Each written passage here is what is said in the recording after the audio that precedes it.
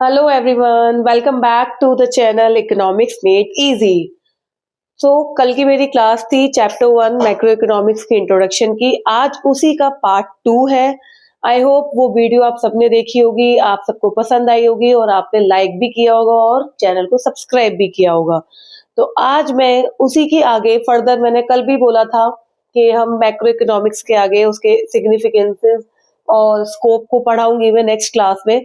तो आज स्कोप और सिग्निफिकेंस पढ़ाने ही आई हूँ। उससे पहले छोटा सा रिवीजन ले लेती हूँ आपका कि कल जो मैंने पढ़ाया था कि मैक्रो इकोनॉमिक्स क्या होती है, डिफरेंशिएट क्या होता है between micro and macro economics, micro को हम और कौन कौन सी थ्योरी बोलते हैं, मैक्रो को कौन सी थ्योरी बोलते हैं। तो प्लीज आप ये कमेंट सेक्शन में मुझे इसका जवाब दीजिए कि माइक्रो इकोनॉमिक्स को हम और किस थ्योरी के नाम से जानते हैं या मैक्रो इकोनॉमिक्स को हम और किस थ्योरी के नाम से जानते हैं, और मैक्रो का मीनिंग क्या होता है, ये सब मुझे कमेंट सेक्शन में बताएंगे।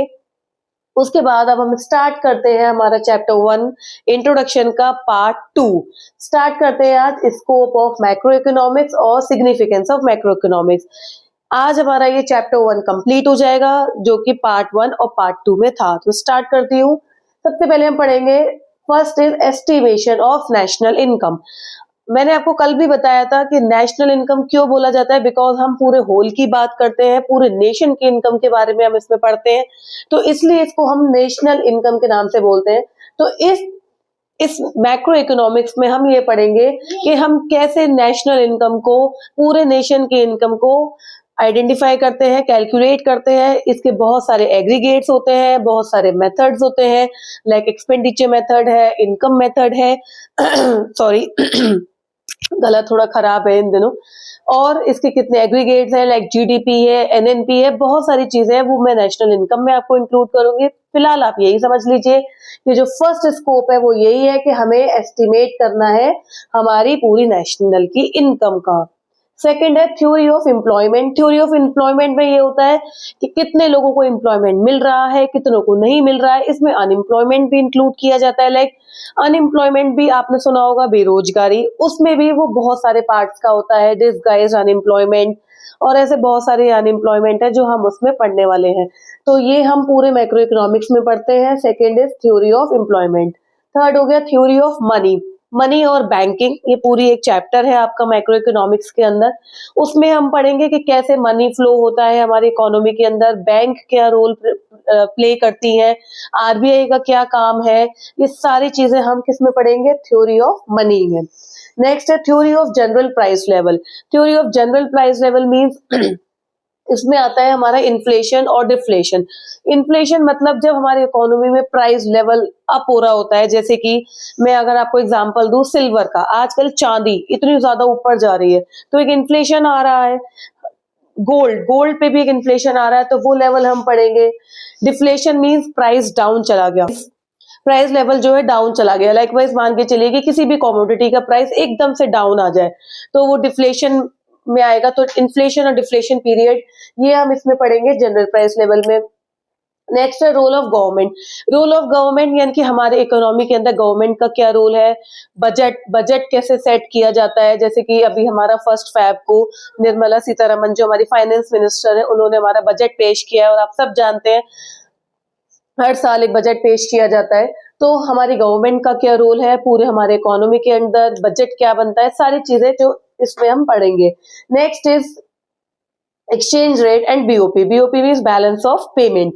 तो जितना भी हमारा एक्सपोर्ट इंपोर्ट ये सारी चीजें हमारे इकोनॉमी के अंदर चल रही है, ये हम इस चैप्टर में पढ़ेंगे। इसमें foreign exchange rate, FDI foreign direct investment rate, ये सारा हम इसके अंदर पढ़ेंगे। बैलेंस ऑफ पेमेंट कि हमारा कितना पेमेंट एक्सपोर्ट में है या हमारे कितना इंपोर्ट में है, ये हम सारा इसमें इंक्लूड करेंगे। तो यानी कि स्कोप ऑफ मैक्रो इकोनॉमिक्स ये पूरा है, ये हम पूरा इस मैक्रो इकोनॉमिक के अंदर पढ़ने वाले हैं। Next is significance of macro economics कि क्या इसका इम्पैक्ट है, क्या इसका सिग्निफिकेंस है। First is description of the economy. Description of the economy मतलब कि हमारी पूरी इकोनॉमी के अंदर क्या क्या चीजें डिस्क्राइब की गई है। लाइक जैसे कि हमारी नेशनल इनकम, नेशन की इनकम, हमारा प्रोडक्शन, हमारा कंजम्पशन, सारी चीजें इसके अंदर आती हैं।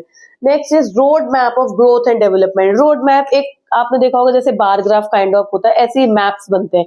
तो उस पे हमारा ग्रोथ और डेवलपमेंट, हमारी इकोनॉमी कितनी ग्रोथ पे है, कितनी डेवलप्ड हो रही है, जीडीपी, ये सारी चीजें हम जीडीपी वगैरह पॉइंट हम नेशनल इनकम में पढ़ेंगे।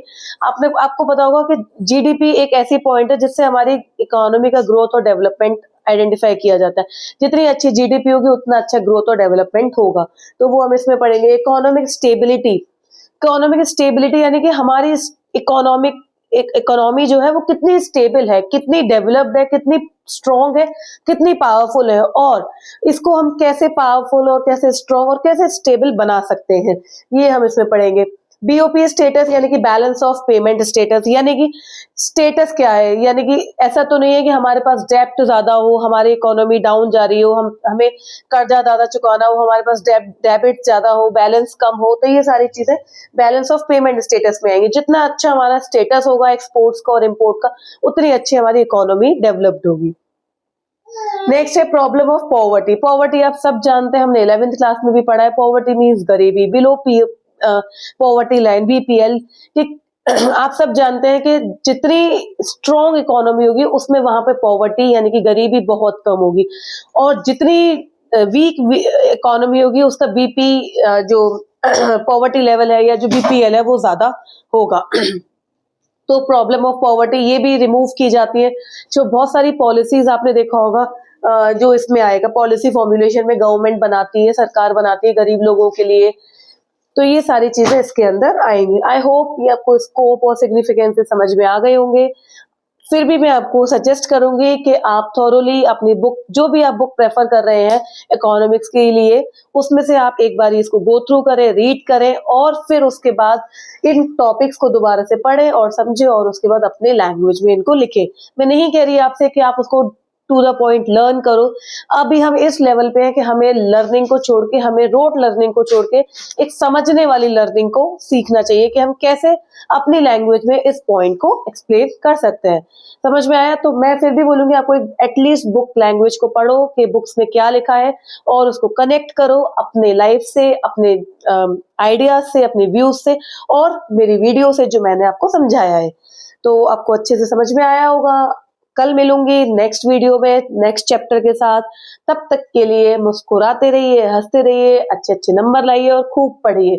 Take care, bye bye. और अगर मेरी वीडियो अच्छी लगी हो तो प्लीज उसे लाइक कर दीजिए और मेरे चैनल को सब्सक्राइब कर लीजिए। आपके इस छोटी सी मोटिवेशन से, छोटे से सपोर्ट से, और उससे मुझे बहुत एनकरेजमेंट मिलेगा।